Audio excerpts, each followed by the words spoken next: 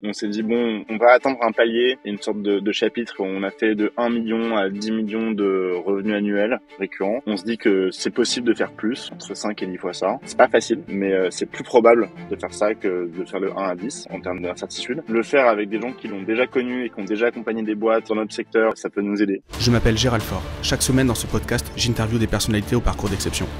À travers ces entretiens, je suis à la recherche des 20% d'actions qui ont mené à 80% de leurs résultats. Ici, pas le temps pour le storytelling, nous allons chercher les leviers directement actionnables pour scaler nos vies et scaler nos business. Bon, c'est qui tout double ce podcast. J'ai dormi 1h30 cette nuit, comme je te disais Augustin, je ne sais pas pourquoi, j'étais pas bien cette nuit. J'ai tourné, j'ai viré. Sur Netflix, il y a enfin des trucs qui m'intéressent, ce qui n'était pas arrivé depuis très longtemps. Donc ça, c'est au moins le point positif de ma nuit. En tout cas, désolé pour ceux qui sont sur la partie vidéo, j'ai les yeux éclatés. En tout cas, on est là et on va faire un super épisode grâce à Augustin. Je compte sur toi, Augustin, parce que moi, aujourd'hui, je peux pas tenir le coup là. Je te préviens, c'est toi qui mène la barque. Je vais faire le maximum. Bon, super. Comment vas-tu? Très bien. Très bien, et toi? Bah écoute, à part le dodo, ça va. À part le non dodo, ça va. Comme tu me demandais en off, est-ce que c'est les enfants qui t'ont réveillé? Non, les enfants, ils ont été hyper sages. Ils sont même couchés plus tôt que d'habitude, donc tu vois, comme quoi. Non, c'était moi le pénible de la famille cette nuit. Donc voilà. En tout cas, ça me fait super plaisir que tu sois là. C'est Jonathan qui nous a mis en relation. Jonathan qui était venu sur le podcast déjà de WP Rocket. Et donc du coup, il nous a mis en relation. Je connaissais ton produit parce que je l'utilise et dans les formations qu'on dispense, on en parle pas mal. Est-ce que du coup, tu peux nous expliquer un petit peu ce que tu fais pour ceux qui ne te connaissent pas encore? Avec plaisir. Le produit dont tu parles, c'est Weglot. Je suis l'un des 2 cofondateurs de Weglot. Et Weglot, ça fait quoi? Weglot, c'est une solution qui permet de traduire un site facilement. En gros, quand on veut traduire une application web, un site web en général, c'est assez pénible d'un point de vue contenu. Ça, c'est comme pour n'importe quelle traduction. Mais aussi d'un point de vue technique. Comment je fais une fois que j'ai les traductions pour arriver à bien les diffuser, avoir les pages qui soient bien référencées par Google, etc. Bref. Et donc, nous, on a une solution qui, techniquement, permet de manière clé en main d'avoir son site traduit dans les différentes langues en quelques minutes. Voilà. Ah, c'est top. Et moi, comme j'aime bien le dire dans ma formation, t'as deux façons de régler des problèmes de vue et t'as 2 façons de régler un problème de traduction sur ton site. Quand tu as un problème de vue, t'as la solution la plus dure, c'est d'aller te faire opérer. Du coup, t'as anesthésie, tu te fais ouvrir l'œil. Enfin, je sais pas trop comment ça marche, mais en tout cas, il y a un médecin qui t'ouvre l'œil et qui te répare ce qu'il doit réparer. Donc ça, c'est une solution où il faut mettre vraiment les mains dedans. Et il y a une autre solution, c'est de mettre des lunettes. Et souvent, ça t'aide à voir mieux. Et en fait, vous, votre solution, c'est s'approche plus de la deuxième. Et c'est ce que j'adore. Et c'est pour ça que du coup, on incite toutes les personnes qu'on forme à utiliser votre produit. Parce que justement, il n'y a pas besoin d'aller mettre forcément les mains dans les bas-fonds de WordPress, de Shopify ou d'autres choses, puisque vous avez une technologie qui permet d'avoir une sorte de filtre qui va traduire. Donc là, je l'ai expliqué de manière la plus triviale possible. Est-ce que du coup, un peu plus technologiquement, tu peux nous décrire cette partie-là, override de l'affichage? Ouais, avec plaisir. On peut entrer dans la partie technique. Mais déjà, j'aime bien c'est sympa comme façon de présenter les choses, l'analogie avec les lunettes et la chirurgie. Je la réutiliserai, je pense. Bon, très bien. En gros, techniquement, comment ça fonctionne? Alors, nous, ce qu'on fait, en gros, quand on fait la traduction d'une application web en général, ce qu'il faut faire, c'est avoir des fichiers sources de texte dans lesquels on maintient les différentes versions de son application site web. Et donc, ces fichiers sources, ils font référence à des clés valeurs qui sont des variables qui sont utilisées dans tout ton code pour ensuite pouvoir appeler la bonne langue en fonction de la langue dans laquelle tu te trouves. Ça, c'est la version théorique et c'est encore la façon de faire la traduction pour pas mal d'applications web. Nous, la façon dont on fonctionne, c'est pas du tout comme ça. Nous, on a dit, en fait, c'est assez complexe de faire ça. Ça fonctionne pour certaines personnes, mais pour la plupart, non. Donc, ce qu'on va faire, c'est qu'on va détecter, repérer le texte pour toi sur les pages. Donc, tu prends ta page d'accueil. Nous, notre travail, c'est de faire en sorte que on détecte et on extrait tous les mots et les phrases de cette page-là. On les envoie à notre API, à ton compte Weglot, avec ta clé API. Et là, on va récupérer tes traductions et on les remplace, on les affiche sur ton site. Et ça se fait un peu dans l'ombre et c'est transparent pour le visiteur. Il sait même pas qu'il passe par notre service et ça fonctionne très simplement. Combien de temps de mise en place si je veux démarrer, je passe du français à l'anglais, admettons, assez basiquement sur un WordPress? Techniquement parlant, c'est 2 minutes. Et ensuite, ça dépend du temps que tu vas remettre dans la relecture des traductions. Parce que la traduction qu'on propose par défaut au départ, c'est une traduction automatique. On va se fournir auprès des meilleurs fournisseurs, donc par exemple DeepL pour français-anglais aujourd'hui. Mais après, tu peux vouloir un peu adapter en fonction du ton, inviter, je sais pas, un expert SEO pour faire des revues des mots-clés, voilà. Mais si tu parles juste d'avoir déjà une version traduite disponible en anglais, 2 minutes. C'est incroyable. Contrairement aux autres épisodes, celui-ci, je voulais qu'on démarre par ce que vous faites et non pas la façon dont vous l'avez mis en place, pour que les gens comprennent en fait que traduire un site, ça concerne quasiment tous les sites. Ça concerne, je sais pas quelle est la part de, sauf vraiment les commerçants très très locaux et encore je suis pas sûr, mais ça concerne tous les sites. Euh, pour l'avoir fait pendant plusieurs années quand je faisais de l'interweb, il y a rien de plus chiant que d'aller chercher le petit mot du truc qui est dans le thème que tu as acheté sur ThemeForest, qui a été développé par un Pakistanais ou par un Indien ou je ne sais quoi, et donc du coup tu trouves pas le petit mot en anglais. Une fois que tu mets à jour ton thème, ça pète, il faut tout retraduire parce qu'il n'y a pas eu les bons thèmes enfants, les bons trucs, les bons machins. C'est une galère. C'est une galère. C'est mon expérience perso. Donc c'est vraiment une galère. Et tu installes cette solution, et cette solution, elle t'évite cette galère-là. Donc c'est pour ça, j'ai vraiment voulu, parce que tous ceux qui nous écoutent, il y en a beaucoup dans le e-commerce, mais tout le monde n'est pas technique et tout le monde ne mesure pas peut-être l'enjeu technique. Donc je voulais vraiment mettre le point là-dessus. Et à côté de ça, et ça concerne tout le monde, et ça emmerde tout le monde de régler ce problème-là. Donc moi j'adore ce genre de boîte. Et donc du coup l'idée qui me vient là, enfin la question c'est comment l'idée elle vous est venue? Est-ce que ça vient aussi d'un pain perso que vous avez rencontré? Exactement. Ça vient d'une très grosse frustration personnelle, pas de moi, mais de mon associé. Moi, quand je l'ai rencontré, je connaissais rien au web, hein, donc ça vient de lui. Et donc pour la petite histoire, Rémi, qui est aussi CTO de Weglot et cofondateur, avant Weglot, il a bossé sur une première startup qui était un mix entre Le Bon Coin et Google Maps. Donc l'idée, c'était de pouvoir voir autour de soi, sur une interface, une carte, les choses à vendre ou à acheter. Il a fait ça pendant un an avec un ami d'enfance. Ça a un peu marché. Il y avait quand même des utilisateurs, des annonces, mais c'était très difficile de monétiser, très difficile de lever de l'argent à l'époque. Donc ils ont fermé la boîte au bout d'un an. Et il a réfléchi aux choses qui étaient très pénibles pour lui quand il s'occupait de développer la partie application web, site web. Et il s'est dit, bah en fait, c'est marrant. À chaque fois que j'ai rencontré un truc hyper compliqué à faire techniquement parlant, il y avait toujours une solution simple et un peu presque magique. Par exemple, bah tu veux mettre du paiement sur une application web. Est-ce que tu vas toi-même héberger les cartes bleues, faire les connexions avec la banque, vérifier que la carte est bonne? Non, tu fais pas ça. En fait, tu prends Stripe par exemple et juste ça fonctionne. Pareil, tu veux envoyer un texto avec du code. Comment je fais? Je dois moi-même faire les connexions avec l'opérateur téléphonique? Non, tu prends Twilio, ça prend une heure et ça fonctionne. Et voilà, à chaque fois, il s'est mis à utiliser voilà, un peu, tu vois, des services externes comme ça qui fonctionnaient super bien, dès qu'il y avait un gros problème technique. Et pour la traduction, il a cherché, mais il a pas trouvé. Et la partie qui lui a pris le plus de temps, c'est pas de traduire les mots ou tu vois, les phrases, c'était vraiment changer toute une partie du code pour que ce soit variabilisé, s'assurer que les bonnes langues soient affichées pour Google, s'assurer que il y ait de bons liens entre les différentes langues, maintenir ça dans le temps, et ça a pris, c'était cauchemardesque. Donc, il s'est dit, il devrait y avoir une solution un peu magique qui permet en quelques minutes de traduire un site facilement. Donc, c'est comme ça qu'est venue l'idée. Et donc, l'idée de départ, c'est Weglot, ça va être une solution qui permet à n'importe quel site d'être multilingue en quelques minutes. On n'a pas pivoté, on fait toujours la même chose.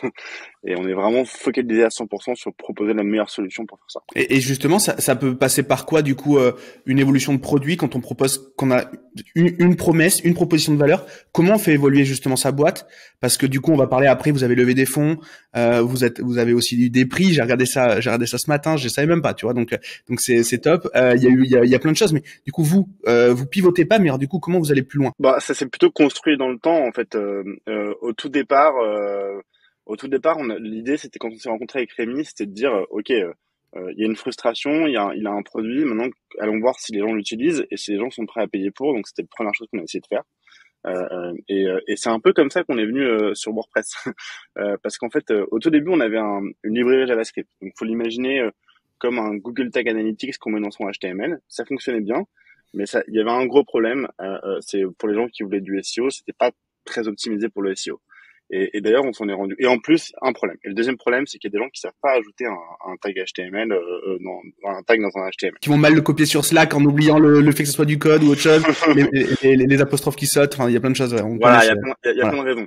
Et en fait, on s'en est aperçu en trouvant l'usage. Moi, je me souviens, j'allais dans des coworking à Paris, taper sur l'épaule des gens, faire tout le coworking, leur demander s'ils avaient un site web et leur dire, bah, vas-y, essaie mon produit, essaie mon produit. Donc c'est un peu les deux retours qu'on a eu. Un, c'était pas facile à ajouter. Deux, c'était pas forcément optimisé pour le SEO.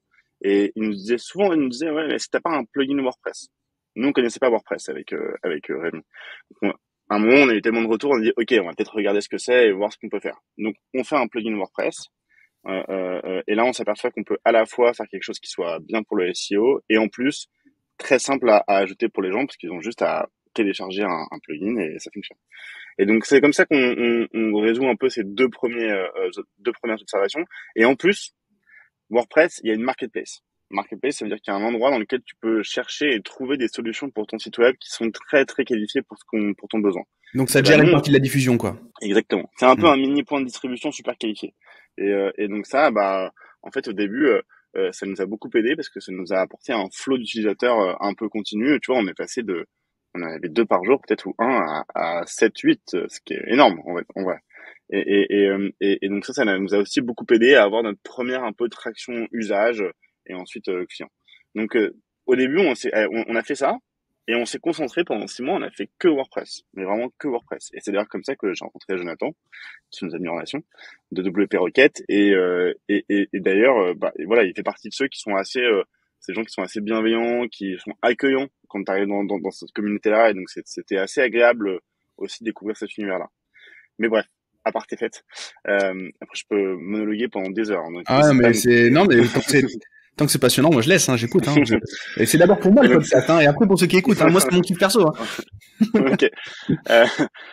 Et en fait, ça, on a fait ça pendant 6 mois. Tu vois, et assez rapidement, on s'est retrouvé à faire que du support, ce qui est génial. Hein. C'est un super problème quand tu commences. Mais on s'est dit, ok, bon, bah pendant 6 mois, on arrive à une solution à peu près stable. Enfin, c'est surtout grâce à Rémi, parce que à nouveau, moi, même si je progressais pour le support en HTML, CSS, la partie code, c'est toujours que Rémi. Et on dit, ok, bon, c'est bien, mais regardons si on peut pas faire la même chose dans un autre CMS.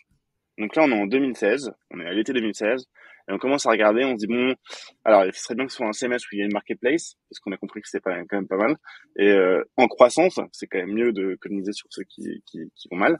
Et donc on voit, et on dit, éventuellement, si on a aussi des gens qui gagnent de l'argent avec leur site web, comme ça, c'est peut-être plus facile pour eux d'en dépenser pour des solutions qui peuvent les aider. Donc en fait, assez naturellement, à cette époque-là, on voit, on fait, ok, Shopify. Et Shopify, à l'époque, c'était pas aussi connu qu'aujourd'hui, quoi. Donc on crée une application sur Shopify plus difficile parce que Shopify c'est rien, c'est pas en fait. l'open voilà, c'est pas l'open source, c'est pas toi qui héberge, donc c'est plus compliqué techniquement à faire, mais on a quand même réussi à faire quelque chose qui fonctionnait. Pas aussi limpide à l'époque que ce qu'on avait fait sur WordPress, mais ça fonctionnait. Et là pareil, communauté vraiment sympa.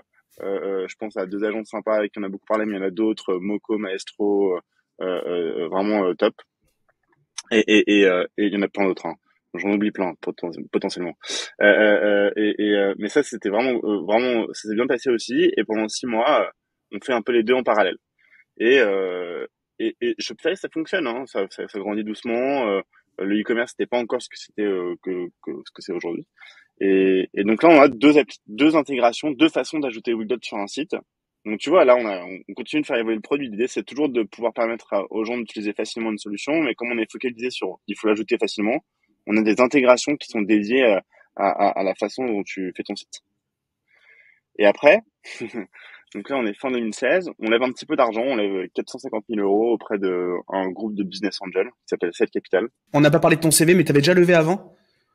Non, j'avais jamais levé avant. Moi avant j'ai fait de la finance, donc rien à voir avec le web.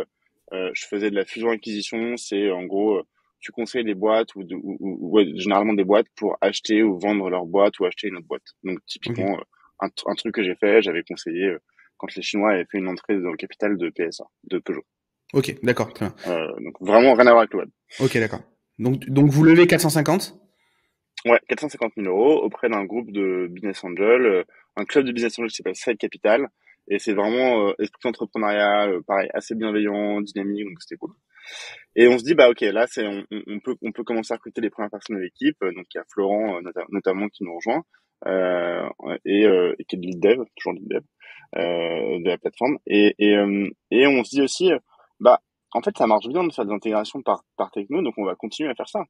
Continuons à faire une intégration par techno. Peut-être c'est la bonne solution pour le faire. Donc on se dit, bah allez, on va tester d'autres intégrations, peut-être des choses un peu plus dev.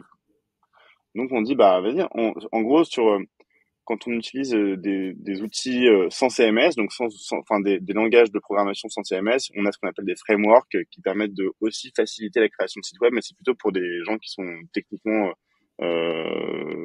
plus évolués que quand on crée un site WordPress sans connaissance profonde de tech. Mm.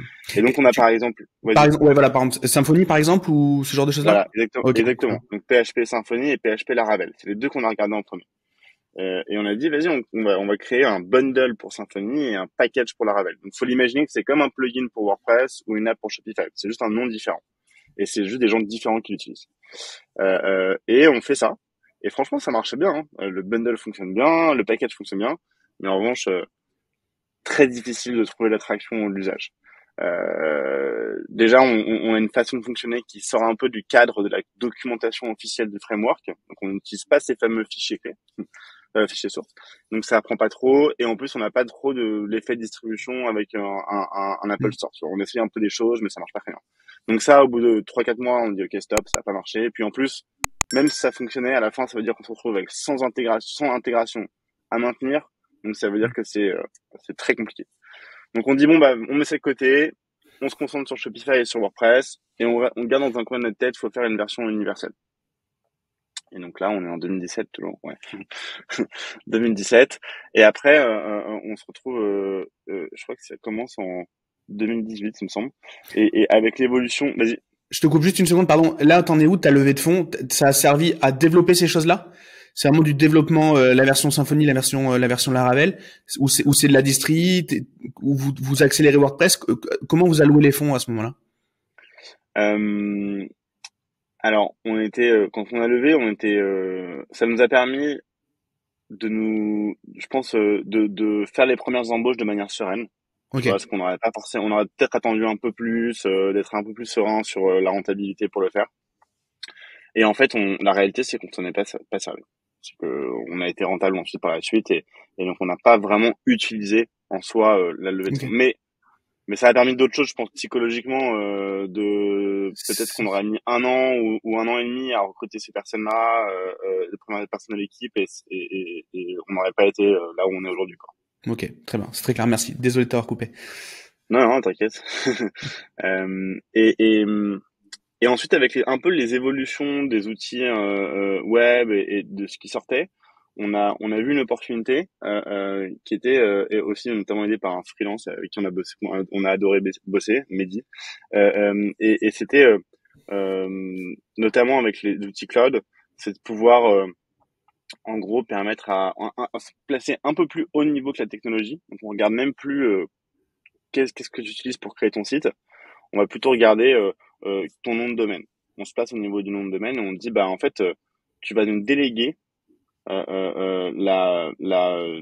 service de sous-domaine. Donc on va dire si ton site c'est monsite.com et tu veux le passer en espagnol, et ben on te dit bah tu nous dis Wiglot, je t'autorise à utiliser es.monsite.com et tu gères cette partie-là. Et du coup, on disait aux gens, bah, un peu en test au départ, bah, vas-y, fais une entrée dans ton gestionnaire de DNS. Donc, gestionnaire de DNS, c'est là où tu achètes ton nom de domaine et tu configures ça. Normalement, aujourd'hui, la plupart des gens savent l'utiliser.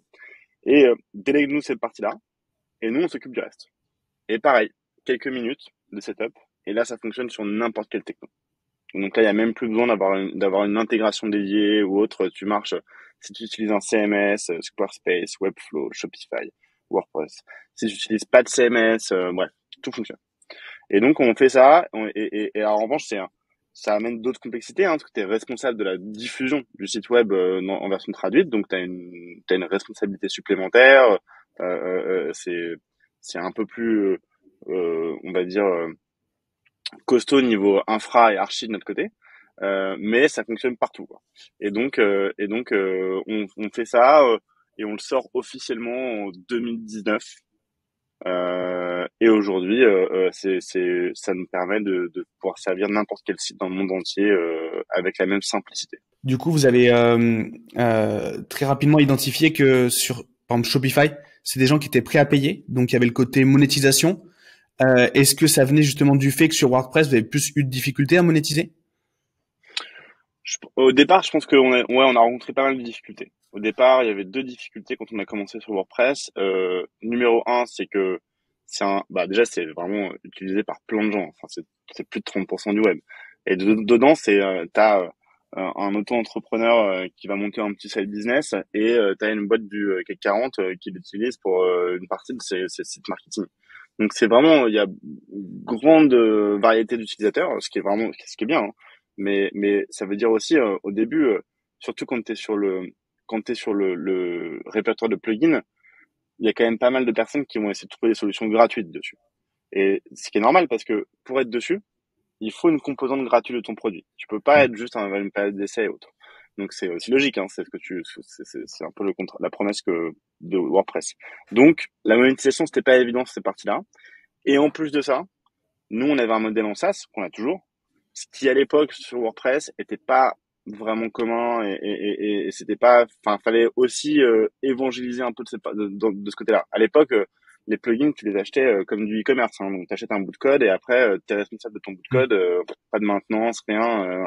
Maintenant ça s'est un peu démocratisé, donc tu vois ils sassifient un peu les choses comme ça avec de la maintenance, des updates annuels, etc. Mais à l'époque c'était pas trop le cas. Donc ces deux choses-là, ça faisait un peu autant à l'usage, on avait vraiment une bonne traction, autant on se disait que ce serait bien d'essayer des écosystèmes dans lesquels les gens avaient une proportion à payer potentiellement un peu plus forte. Hmm. Et justement, la différence entre votre partie gratuite et la partie payante au niveau de l'offre, à ce moment-là, ça a peut-être évolué depuis, mais c'était quoi la promesse qui changeait du fait de devenir payant? Je me souviens plus si ça a beaucoup évolué ou pas, non, je crois que c'est à peu près la même chose. Mais en gros, ce qu'on s'est dit, c'est OK, c'est pas facile hein, psychologiquement de se dire j'ai un produit période d'essai payant, je passe une partie en gratuit, hein. Faut. Bon après l'avantage c'est qu'on n'avait pas non plus grand chose à perdre à l'époque. Au pire des cas, on sortait et on remettait en payant. Hmm. Mais on s'était dit à l'époque, bah on va faire nous la façon dont on utilise le produit, c'est principalement lié à l'usage, combien tu vas payer. Et cet usage-là, il est principalement, il y a trois critères. On va prendre les deux qui sont importants. C'est le nombre total de mots traduits. Donc, c'est normal que si tu as un site avec 1 million de mots et que tu veux le traduire en 5 langues, c'est Hmm. des 5 millions, on va dire, bah, tu payes pas la même chose que si tu as un site avec 10 mots. C'est comme ça que Donc, fonctionnent les voilà. traducteurs humains, les freelances qui vont traduire aussi tes pages, c'est Voilà. on te signe, ouais. Et nous, c'est aussi une façon, tu vois, c'est la partie, on consomme la traduction automatique, c'est aussi une consommation de données qui passent, qui sont stockées sur notre serveur. Enfin, c'est assez logique. Donc on s'est dit ça.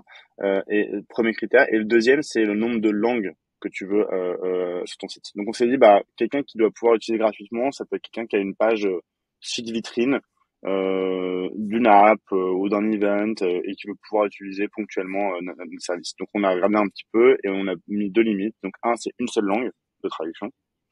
Et deux, c'est 2000 mots traduits. Donc si tu as 2000 mots traduits ou moins, et une seule langue de traduction, tu peux utiliser Weglot gratuitement à vie. Ok, mais très très cool. Et du coup, on est donc l'offre, même l'offre, elle est user friendly, donc ça c'est vraiment top. Quand tu vas pitcher, donc j'ai Startup Me, c'est ça, le concours que vous avez gagné? Alors attends, je sais plus. Alors C'est moi celui d'Aprivate. j'ai lu ce matin pendant ma nuit blanche, très tôt dans la matinée, dans la nuit d'ailleurs, que vous avez été élu Startup e-commerce 2022. Ah oui, oui, t'as raison, tout à fait. Mais alors je suis pour pas grand-chose. C'est Eugène qui est responsable marketing de Weglot, qui a pitché et qui a participé à ce succès. Ah, justement, quand tu pitches et que tu veux gagner ce genre de concours, tu mets quoi en avant? Euh... C'est quoi le truc qui met à terre tous tes concurrents quand tu pitches ta boîte? Bah, ça dépend à qui tu pitches, dans quel contexte. Mais je pense que de manière générale, ça dépend un peu de qui t'écoute. Mais pour pitcher Weglot, moi je pense que ce qui compte le plus et ce qu'on dit beaucoup, c'est la simplicité. On propose un produit, on est une boîte de produits, on n'est pas une boîte de services qui propose un produit simple qui permet de résoudre un problème complexe. Et en fait, faire un produit simple, c'est très difficile. Et résoudre un problème complexe, c'est aussi difficile, mais ça c'est logique. Mais faire un produit simple, c'est pas évident. Et on préfère depuis le début se concentrer sur un produit et de le faire très bien, plutôt que d'essayer de faire plusieurs produits. Et pour le moment, on se dit que c'est un peu du défocus. Donc, pour pitcher Wiglot, aujourd'hui, c'est la solution la plus simple et la plus rapide pour traduire n'importe quel site web dans le monde entier.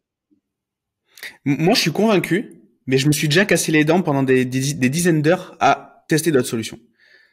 Justement, comment tu peux évangéliser le truc pour des gens qui vont tester pour la première fois les wannabe traducteurs de sites sans est-ce qu'il y a besoin d'avoir cette première expérience désagréable des solutions alternatives du marché pour pouvoir apprécier Weglot? Pas forcément, hein. Si je reprends ton analogie de la chirurgie, t'as pas forcément besoin de te faire charcuter les yeux et potentiellement avoir un résultat aléatoire pour te rendre compte que les lunettes, c'est vraiment super bien et facile.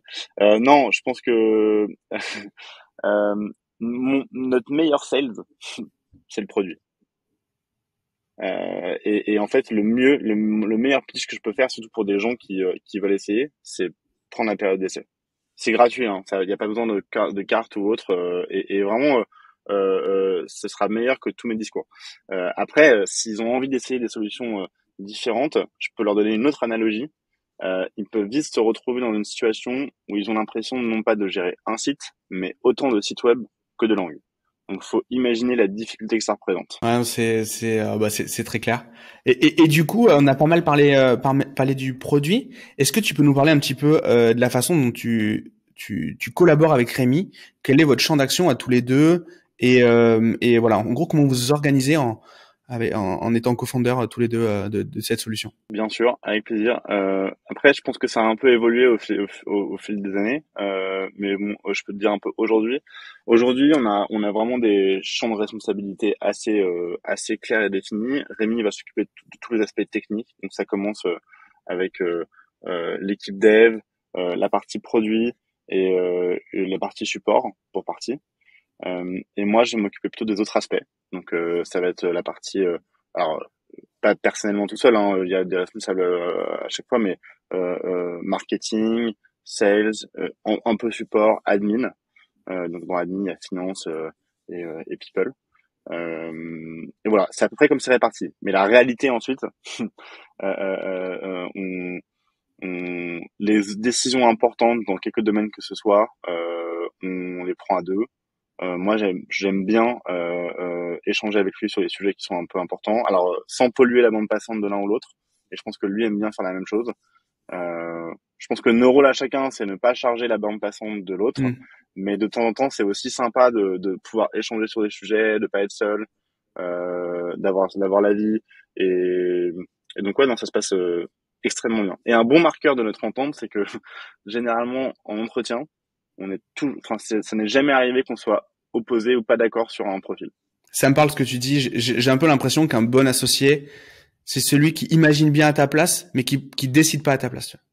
C'est-à-dire qu'en gros, t'arrives à évaluer ce truc-là, tu devrais le savoir. Ce truc-là, tu aimerais le savoir. Et tout le reste du temps, en fait, bah, fais-moi confiance parce qu'en fait, c'est une décision que tu aurais pris aussi, tu vois. Ce côté-là. Moi, je le remarque aussi un peu en interne. C'est les meilleures délégations, c'est pas forcément la personne qui va. D'ailleurs, ça marche même avec les collaborateurs. Je sais pas comment toi tu le vois, mais c'est pas celui qui va forcément décider forcément à chaque fois et prendre l'initiative à chaque fois, mais qui va surtout prendre l'initiative pour les fois où il n'y a pas besoin de solliciter l'initiative de quelqu'un d'autre en fait, tout simplement. C'est ce côté-là un peu indépendance enfin du coup c'est une maîtrise des enjeux ni plus ni moins en fait. Je sais pas ce que t'en penses. Quand on avait préparé ce call, c'est ce qui m'avait un peu je me rappelle de cette conversation quand tu m'avais parlé de ta relation avec Rémi et justement ça m'avait fait cogiter même dans ma relation moi avec mes associés etc. Est-ce que tu arrives à avoir justement ce même niveau de complicité avec d'autres collaborateurs? Est-ce est-ce que c'est deux plus le reste ou est-ce qu'il y a quand même ce truc commun avec tout l'ensemble des collaborateurs? Je suis biaisé, hein, parce que moi, forcément, j'ai un point de vue, et il y en a pas qu'un seul quand ça implique plusieurs personnes, mais j'ai l'impression que, quand même, on essaye que les gens soient autonomes, responsables, et qui est un peu pragmatique dans le sens on fait les choses. C'est pas, enfin ça peut arriver de se tromper, c'est normal, hein, mais faut faire quoi. Et en vrai, enfin l'équipe elle est vraiment géniale et la plupart des gens, enfin même toutes les personnes dans l'équipe à leur niveau, c'est des gens qui font les choses. Donc ouais, il y a beaucoup d'autonomie, beaucoup de prise d'initiative. Donc non, non, c'est, je pense enfin, dans une nuance différente et des relations différentes, on a aussi ça entre l'équipe et nous, les fondateurs. Mais on est opérationnel aussi, donc on est dans l'équipe. Hmm. Ouais, hyper intéressant. Et du coup, au niveau de l'équipe aujourd'hui, vous bossez de quelle manière? Comment vous collaborez? Vous êtes en remote? Vous avez un bureau? Comment ça se passe? Alors, t'avais l'avant Covid, le Covid et l'après-Covid. Si on peut dire qu'on est dans l'après. Avant Covid, tout le monde était au bureau. Pendant le Covid, tout le monde était en remote. Et on faisait partie des chanceux pour qui le business s'est pas effondré avec le Covid, donc c'est quand même plus facile de gérer une boîte à distance dans ces conditions-là. On en était conscients. Et après Covid, on s'est adapté. On est hybride. Donc aujourd'hui, on a des gens qui, ouais, on est hybride. On essaie quand même d'avoir un minimum de temps passé au bureau. Donc voilà, on pense que c'est important pour la culture de la boîte et pour la façon de fonctionner.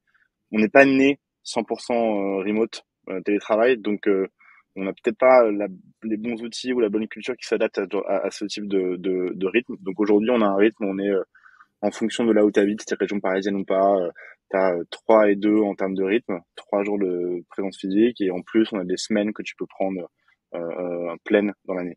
Après, c'est le rythme d'aujourd'hui, ça peut évoluer dans le temps, mais pour le moment, ça fonctionne. Ouais, j'ai un peu l'impression que c'est assez, ça devient assez universel comme fonctionnement, ça, ce truc-là. Et vous avez du coup, en termes de répartition de talents, plus de devs, j'imagine, parce qu'en fait vous faites pas de closing, vous avez pas d'équipe de vente. Alors, on a, alors c'est environ un tiers, un tiers, un tiers. Donc, on va avoir un tiers qui va être, en gros, le produit. Donc, le produit, c'est dev plus produit. On va avoir un tiers, c'est le support. Et on va avoir un tiers, c'est marketing et sales à peu près. Et en plus, on a enfin people et finance qui nous rejoignent dans quelques semaines. Donc voilà, c'est à peu près ça. Et donc, si on prend, tu parlais des sales, en fait, jusque fin 2019, début 2020, on était 100% no touch, self-service, pas de sales. Donc les gens qui demandaient une démo, on disait non, tu essayes le produit, et voilà. Et en fait, en fin 2019, début 2020, on a eu de plus en plus de gens qui nous demandaient, ok, mais moi j'ai besoin de plus que ce que tu me proposes dans tes plans publics, ou des gens qui nous disaient, bah moi je suis, je sais pas, hein, j'invente, hein, mais BNP, ton produit il a l'air bien. En revanche, je peux pas considérer essayer ton produit et le porter en interne si j'ai pas une Ouais. démo avec quelqu'un chez vous. Donc on a dit ok, ne soyons pas bornés. Peut-être qu'il y a une opportunité de créer un modèle de distribution et de découverte du produit qui est un peu différente, qui correspond à une typologie d'utilisateurs différents. Donc on a créé la partie qu'on appelle Enterprise chez nous. C'est le même produit, mais avec des limites différentes et des accompagnements et des services différents. Donc voilà, et on a commencé ça en début 2020 et c'est Laura qui nous a rejoint pour créer cette partie-là. Et tu vois, tu parlais de responsabilité et d'autonomie. Bah nous, quand elle est arrivée, on a dit bah voilà, il faut créer ce savoir-faire-là, cette nouvelle partie. Très opérationnelle, mais en même temps la possibilité de grandir. Elle a commencé toute seule. Aujourd'hui, ils sont 5 dans l'équipe et ça va continuer de grandir. Et donc, je pense que ça illustre bien ce qui est possible de faire et un peu, je pense, la dynamique chez nous. Bref. Et donc il y a quand même un peu de sales. Ok, bah top. Euh, j'ai retenu tout à l'heure que tu tapais sur l'épaule des gens dans les coworking pour leur demander comment ils géraient leurs trucs. Ça me plaît bien parce que du coup il y a eu quand même si au départ enfin là c'était du self-service pour la commercialisation, la recherche de besoins elle a été faite pour le coup vraiment elle a été faite quoi avec les dents quoi. Il a fallu y aller. Et quand et du coup quand vous avez levé récemment, je sais pas si vous en parlez, si vous en communiquez. Ouais, si, bah, c'est public, hein, donc Ouais. on peut en parler. Il y a Partech qui a investi 45 millions d'euros chez Wiglot. Donc il y a une partie qui est du secondaire, donc ça veut dire du rachat d'actions, et une partie qui est du primaire, ça veut dire de l'argent sur le compte de la société. Et j'imagine que la question c'est quelles sont les raisons de lever. Exactement. Non, c'était quoi? Ok, C'était exactement ça. ok. Euh, Plusieurs choses. On s'est dit plusieurs choses. On s'est dit, premièrement, on commençait à avoir pas mal de sollicitations, soit de groupes pour éventuellement intéresser, en tout cas sur le papier, pour racheter Weglot, d'autres pour investir dans Weglot. Donc à un moment, on s'est dit bon bah ça vaut peut-être le coup de simplement faire un process pour voir ce que ça va donner. Et au pire, il se passe rien. On saura juste comment le marché voit la boîte. Et puis, s'il se passe quelque chose, enfin, et potentiellement, on peut apprendre des choses. Donc ça, c'est un. Donc, un peu un momentum de marché. Deux, et on avait aussi des bonnes métriques pour être dans cette dynamique-là. Une bonne croissance, rentable, donc ce qui est pas mal. Deuxièmement, on s'est dit bon, on va atteindre un palier et une sorte de chapitre où on a fait de 1 million à 10 millions de revenus annuels récurrents. On se dit que c'est possible de faire plus, entre 5 et 10 fois ça. C'est pas facile, mais c'est plus probable de faire ça que de faire le 1 à 10 en termes d'incertitude.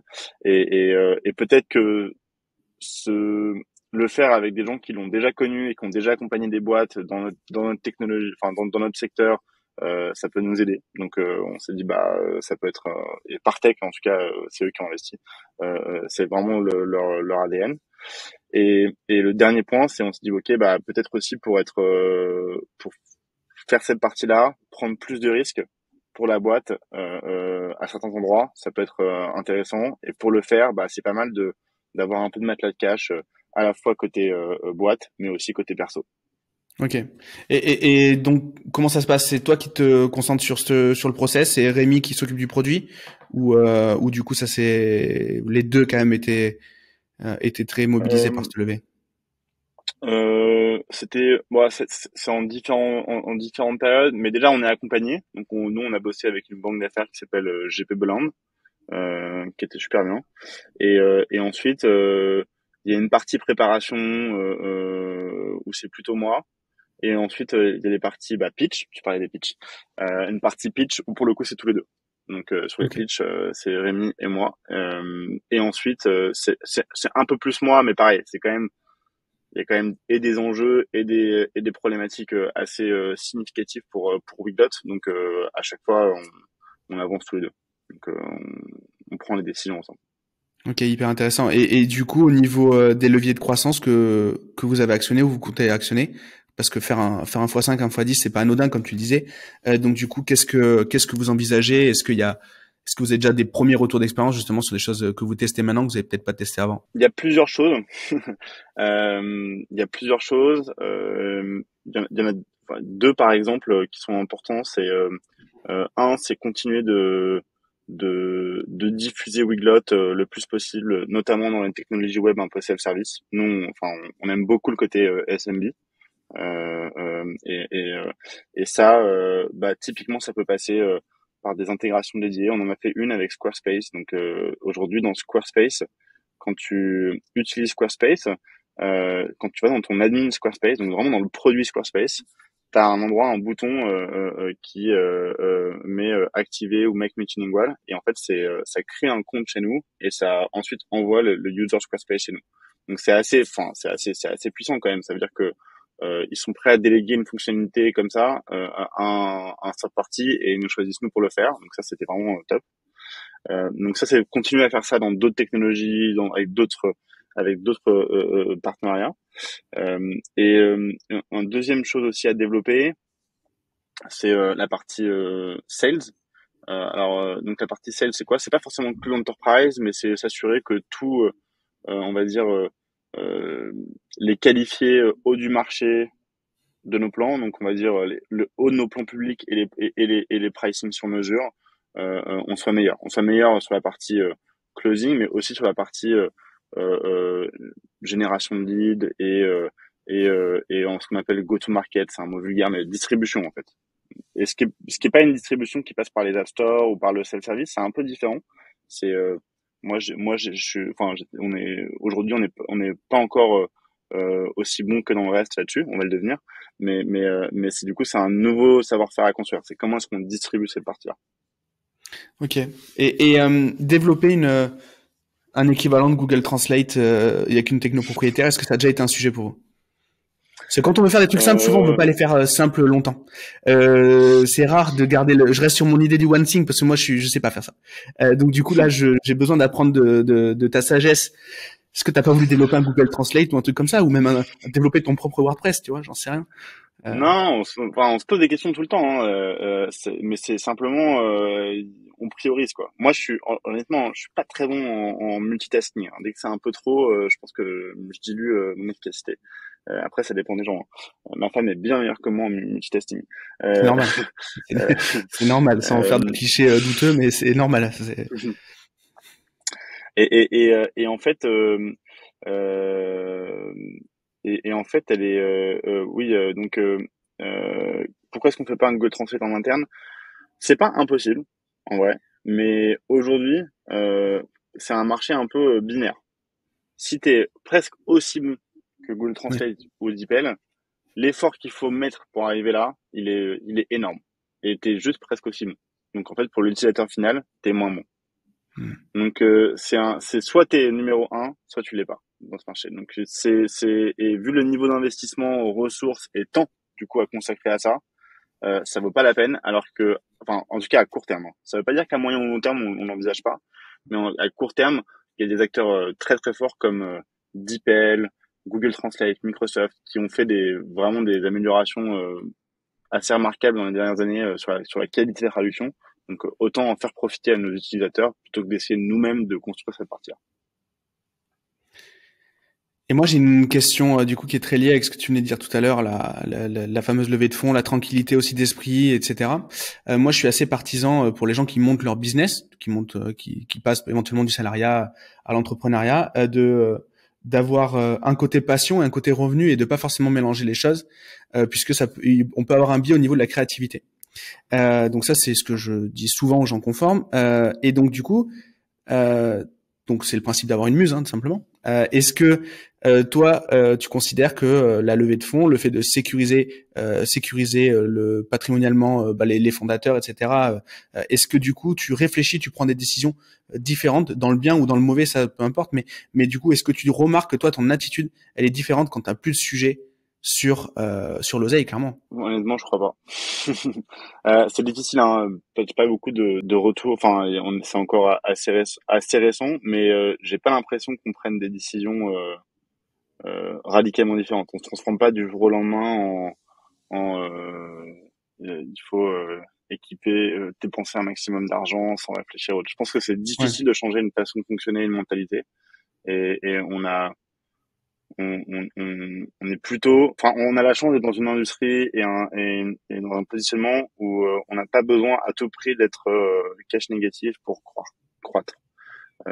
Donc on va plutôt essayer de faire attention à faire des choix qui sont risqués. On peut tester, et donc potentiellement perdre un peu d'argent, mais sans mettre en péril la pérennité et de Wigot d'un point de vue financier. On prend un peu plus de risques, mais on passe pas du simple au double. Et du coup, dans tout ça, parce que moi, je kiffe votre boîte, comme je te l'ai dit, et c'est pas sponsor.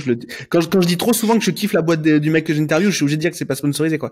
Mais moi, j'adore ce que vous faites.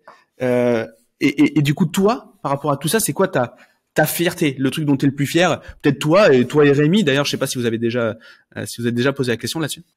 Il y a plein de trucs. Je pense que on est très fiers tu vois, on est 39, je crois, exactement aujourd'hui, je pense, de l'équipe. Franchement, ouais, quand même qu'on arrive collectivement, 39 personnes, à aller dans une seule direction, et un peu porté parfois par ça, c'est une fierté, quoi. C'est vraiment sympa. On a fait un séminaire il y a 2 semaines, à Annecy, c'était super.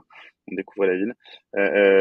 Ouais, il y a un peu de fierté quand même, je pense, dans cette partie-là. Il y a aussi un peu de fierté quand tu as un produit massivement utilisé, hein. Aujourd'hui, c'est 60 000 sites. Le but, c'est aussi de faire 5 à 10 fois plus, hein. Donc, je pense que c'est sympa d'avoir enfin, d'être à l'origine d'une solution qui est utilisée par plein de sites web. Et un autre truc, alors ça, je le pique à un de mes cousins, mais je pense qu'il avait assez raison. De temps en temps, quand tu te retrouves un verre ou des dîners ou autre, et que tu te retrouves sur des gens qui utilisent ton produit, c'est assez cool, ça. Et c'est assez sympa. Donc là, me retrouver avec toi quand on a fait ce call de préparation et que tu m'as dit, bah en fait ton produit, je le connais, je l'ai utilisé, je l'aime bien pour ça. Alors ça, je l'aime moins pour ça, ça peut arriver, hein. Mais ça, ouais, ça reste. Déjà, tu l'utilises, donc enfin, tu vois, ouais, il y a une forme de fierté. Quand on a commencé, et ça arrive encore, on a fait pas mal de salons WordPress, les WordCamp en France, mais en autres. On se retrouve parfois avec des gens qui viennent te voir et qui te disent ok, c'est bien, mais faut que tu mettes là-dessus, ça marche pas, ou ça marche pas bien, ou ça, etc. Ça fait partie du jeu, quoi. Et un truc dont on est super fier aussi chez Widget, c'est la qualité du support qu'on propose. On essaye de construire le support qu'on aimerait bien avoir si nous, on était rencontré une difficulté sur un produit. Et aujourd'hui, je pense, ça c'est aussi une grosse fierté, on a une des meilleures équipes support dans le SaaS au monde. Enfin, Ouais. tu peux voir en ligne les avis, c'est vraiment ouais, ça rigole pas.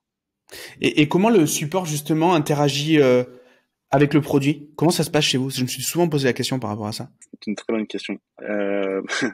On a des points bimensuels avec un système de remontée des feedbacks qui sont aujourd'hui. Alors ça a un peu évolué. Donc aujourd'hui, avant on le faisait toute la boîte ensemble. Maintenant on a un petit peu scindé les choses qu'il y a un peu plus de monde. Donc il y a une partie où c'est l'équipe support qui va donc loguer un peu les remontées avec des exemples très précis, le lien du case, etc. et autres. Et ensuite, c'est discuter dans des points avec les personnes en charge du produit. Et on dit en gros, on fait, on investigue ou on kill, on fait pas. Et pareil aussi pour la partie marketing et sales.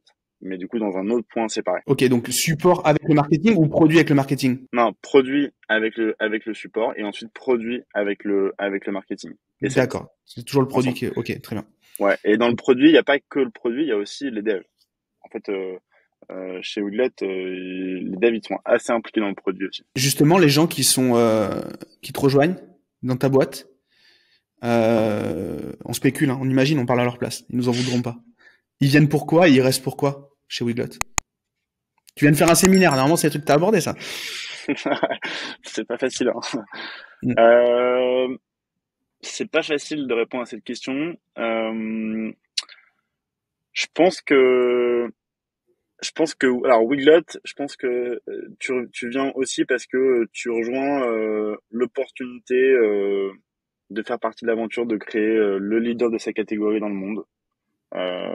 On a la chance d'être positionné potentiellement comme nous le but c'est que Widget ce soit synonyme de la fonctionnalité traduction web.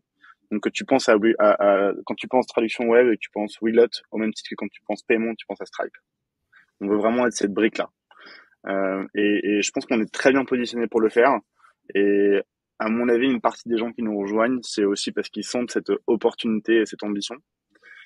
Mais ambition, c'est pas que, parfois c'est une connotation négative, mais je pense que c'est dans un sens positif. Et d'un autre côté, on essaie de créer un environnement de travail qui soit sain. Donc ça veut dire, alors c'est un mot qui est un peu à la mode, mais ça veut dire de la bienveillance. Donc on essaie de faire en sorte que il y a toujours de l'ego, il y a toujours des ambitions, mais on essaie de le mettre pour le placer au niveau collectif. C'est pas grave si c'est Rémi qui a trouvé la solution. Moi, ce qui m'intéresse, c'est qu'on trouve la solution. Et donc, peu importe d'où elle vient, il faut que collectivement, on arrive à affronter les difficultés qu'on a et à pas se laisser force polluer par les individualités et de faire attention aux gens avec qui on bosse. Respect, gentillesse, c'est pas un gros mot, hein, c'est important. Donc ça, je pense les gens, enfin, j'espère que les gens le sentent quand ils nous rejoignent et qu'ensuite derrière, ils sont pas déçus et que ça continue quand ils nous ont rejoints.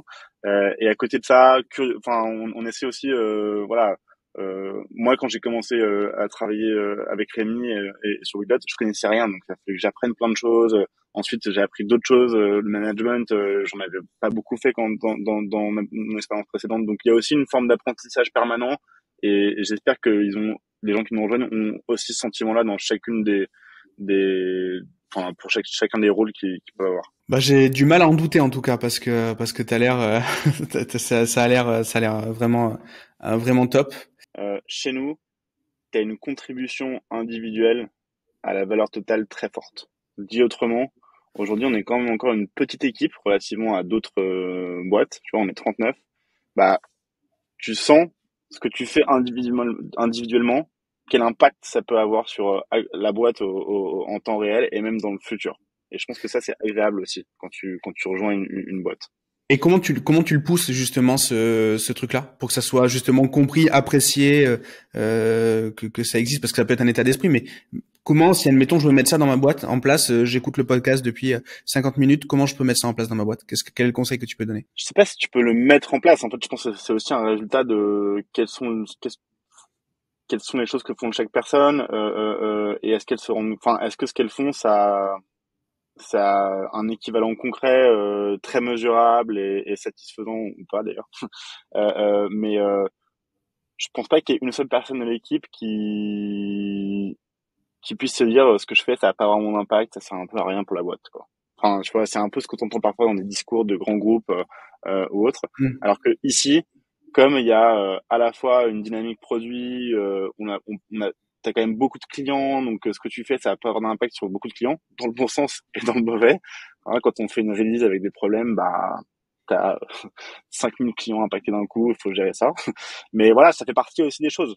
Et du coup, quand tu dois gérer 10 clients qui ont un problème parce que leur site il est down pour les traductions, oui, ça peut arriver. Mais on est très fiable par ailleurs, vous inquiétez pas. Mais tout de suite, tu vois ton impact. Comment tu vas l'aider pour gérer la situation. Donc ouais, je pense que je pourrais pas te donner de tips pour le mettre en place. En revanche, je pense que chez nous, c'est le cas pour chacun des rôles et chacune des missions dans la boîte. Bah c'est top. Merci beaucoup pour avoir partagé ça. C'est vraiment trop cool. Qu'est-ce qu'on peut te souhaiter pour la suite à toi et à Weglot? Qu'est-ce qu'on peut me souhaiter? Que ça continue. Ouais, que ça continue. Petite note, pour ceux que ça pourrait intéresser, un truc qu'on fait maintenant de plus en plus, c'est aussi d'être utilisé sur des produits SaaS.